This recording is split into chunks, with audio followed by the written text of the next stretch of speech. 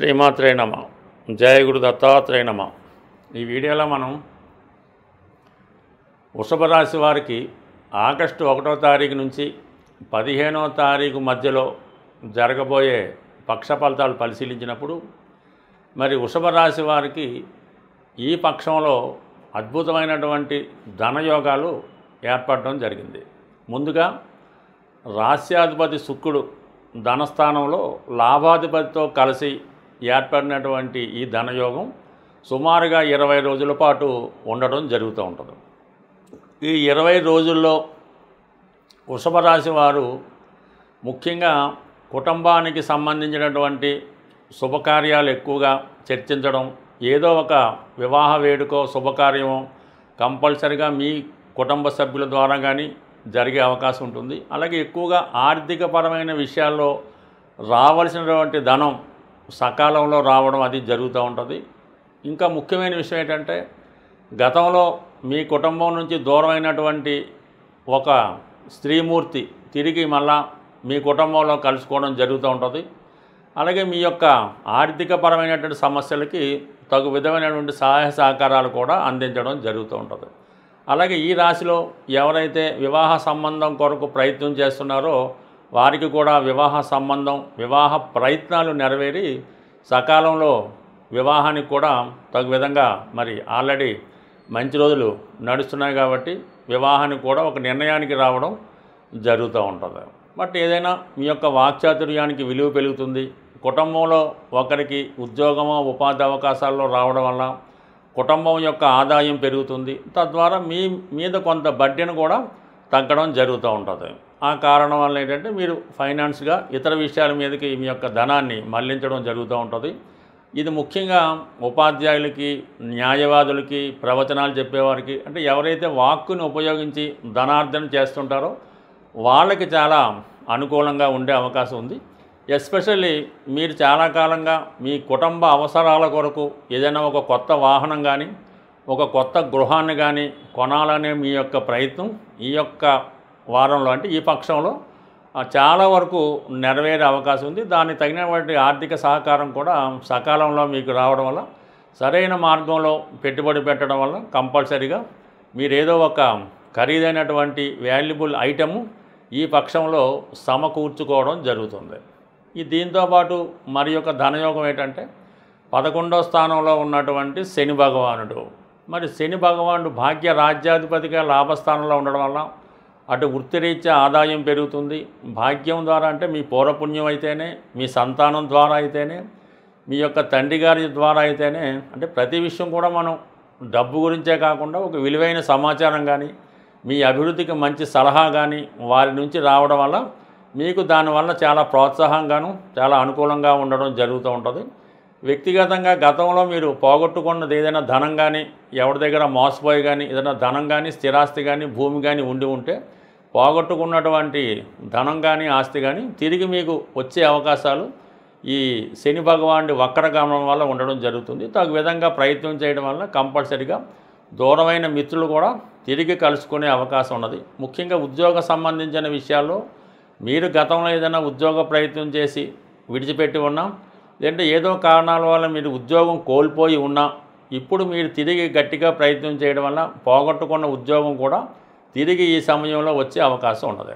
ఇక ముఖ్యంగా రాహు దశమ స్థానంలో ఉండడం, అలాగే శని వక్రించి రాహు మీద అంటే దశమం మీద తన ప్రభావం చూపడం వల్ల ఎవరైతే సాఫ్ట్వేర్ రంగంలో కానీ సినిమా రంగంలో కానీ ఉన్నారో, అలాగే రైల్వే డిపార్ట్మెంట్లో జాబ్ కొరకు ప్రయత్నం చేస్తుంటే వారి యొక్క ఆశయం తప్పకుండా నెరవేరే అవకాశం ఉంది. ఎస్పెషల్లీ సినిమా రంగంలో ఉన్న వాళ్ళకి కొత్త కొత్త అవకాశాలు రావడం జరుగుతూ ఉంటుంది. వారి యొక్క ఆదాయం కూడా చాలా వరకు గతంలో ఉన్న ఆదాయం కన్నా అనేక రెట్లు పెరిగే అవకాశం ఉంది. మీలో వ్యక్తిగతంగా ఆకర్షణ కూడా పెరగడం వల్ల కొత్త కొత్త అవకాశాలు రావడం జరుగుతూ ఉంటుంది.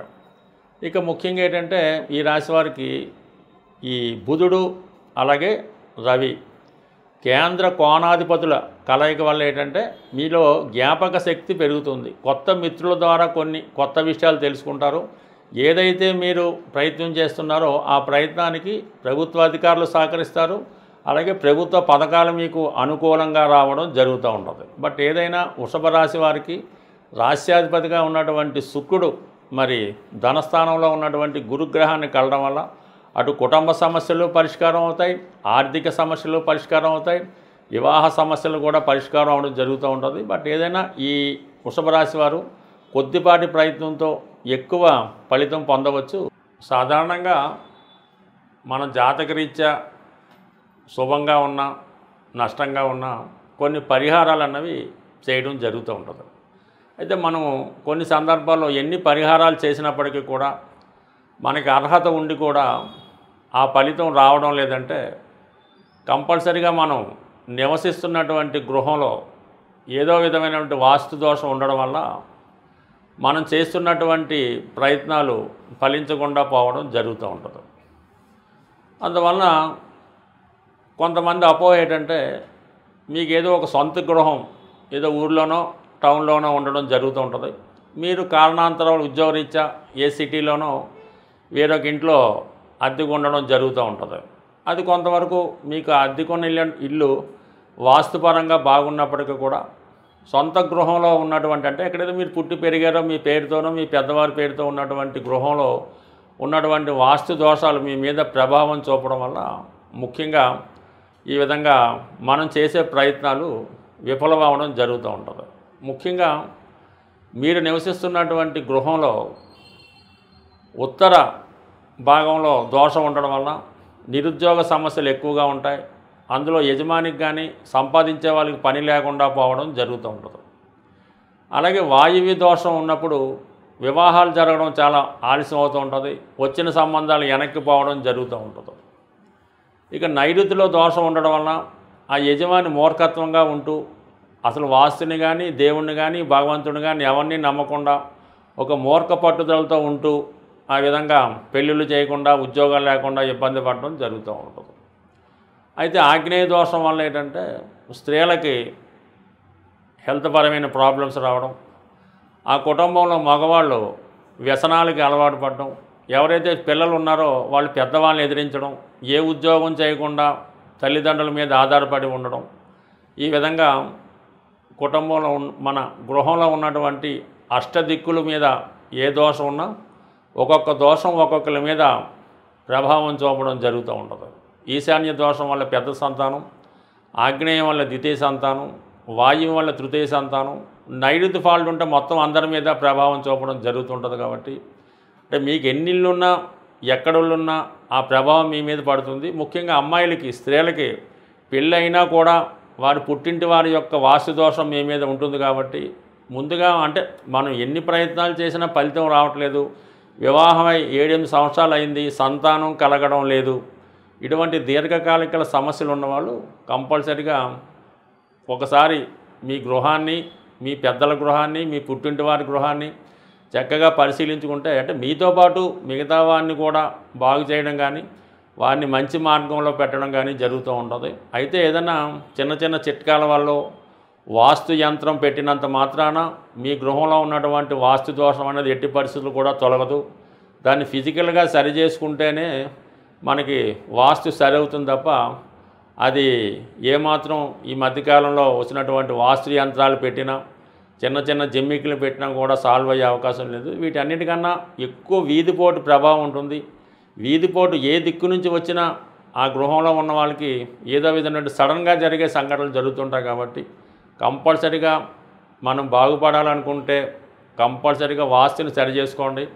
జీవితాలు 100% నా అనుభవపూర్వకంగా నేను చాలామందిని సరిచేయడం జరిగింది. వీళ్ళంతా కూడా ఇప్పుడు సక్సెస్ఫుల్గా ఉండడం జరుగుతూ ఉంటుంది. బట్ ఏదైనా ఫిజికల్గా సరి చేసుకోవాలి తప్ప వాస్తుకి యంత్రాలు అయితే 100% పనిచేయవు. స్వస్తి.